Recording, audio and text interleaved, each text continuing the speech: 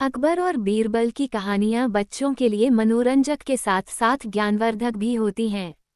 ये कहानियां हमें जीवन के महत्वपूर्ण पाठ सिखाती हैं। ऐसी ही एक प्रसिद्ध कहानी है चोर की दाढ़ी में तिनका, जो बच्चों को ईमानदारी और अपने कर्मों के प्रति सचेत रहने का संदेश देती है। इस कहानी में बताया गया है कि कैसे एक दिन बादशाह अकबर की सबसे प्रिय अंगूठी अचानक गायब हो जाती है और हमेशा की तरह बीरबल को उसकी तलाश का जिम्मा सौंपा जाता है। बीरबल की समझदारी और चतुराई से अकबर के दरबार में चोर का पर्दाफाश होता है, और यह कैसे होता है ये जानना बहुत ही रोचक है इस कहानी में। चोर की दाढ़ी में तिनका अकबर बीरबल की कहानी।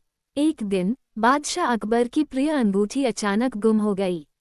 उन्होंने पूरे राजमहल में अंगूठी की बहुत तलाश की, लेकिन अंगूठी नहीं मिली। चिंतित होकर अकबर ने अपने बुद्धिमान मंत्री बीरबल से मदद मांगी। बीरबल ने पूछा, महाराज, आपने अंगूठी कब उतारी थी और उसे कहाँ रखा था?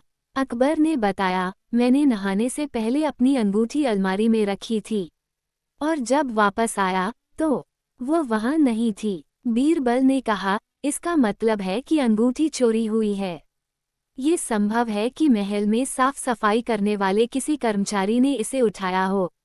बादशाह ने तुरंत सभी सेवकों को बुलाने का आदेश दिया।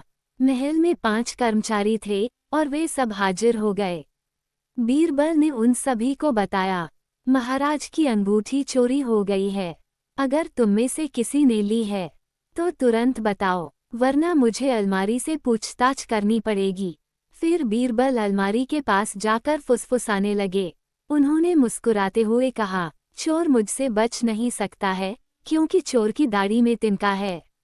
ये सुनकर उनमें से एक सेवक ने चुपके से अपनी दाढ़ी में हाथ फेरा, जैसे वह तिनका निकालने की कोशिश कर रहा हो।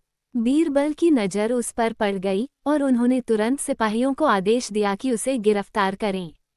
जब बादशाह अकबर ने उससे सख्ती से पूछा तो उसने अपना अपराध कबूल कर लिया और महाराज की अंगूठी वापस कर दी। बादशाह अकबर अपनी अंगूठी पाकर बहुत खुश हुए। कहानी से सीख। इस कहानी से हमें ये सीख मिलती है कि कभी कभी ताकत से ज़्यादा बुद्धि का उपयोग करना जरूरी होता है। सोच समझकर कार्य करने से हर समस्या का हल निकाला जा सकता है।